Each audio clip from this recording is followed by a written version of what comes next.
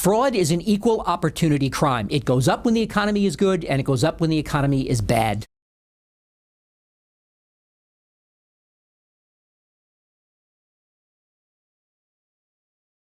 The most common types of fraud facing a homeowners association are going to be essentially two types. Vendor fraud, to use a broad category, which would mean that someone who is doing some work for you is simply overstating their expenses and submitting vouchers for work that was never done. The way to counter that is, again, by being informed, knowing how much work has to get done, paying attention. Well, how many windows do we have in the building? I mean, that could be a very simple thing, and there could be, you know, dozens or hundreds depending on the size of the building. And if there's 150 windows, if you get billed for 160, it may not be obvious unless somebody is counted. You have, you know, fictitious vendors where people are writing checks to vendors that are either companies that are controlled by them or companies that don't exist. If you are engaging in a new capital improvement project and you've got bids that are coming in, the board should open those bids, not the managing agent. You know, the board has to do sealed bids.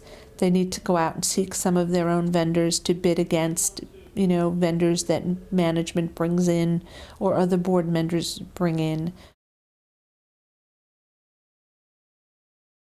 The management company should have its own sets of checks and balances.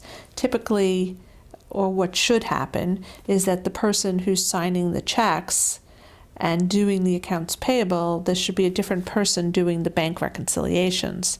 If a homeowners association relies upon the managing agent for the accountant to do the regular bookkeeping work, is for the board to directly hire a separate accountant for an annual audit of the books.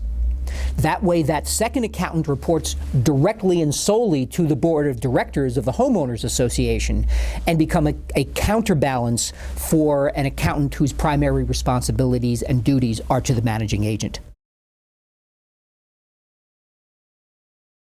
You know, the audit is not designed to find fraud.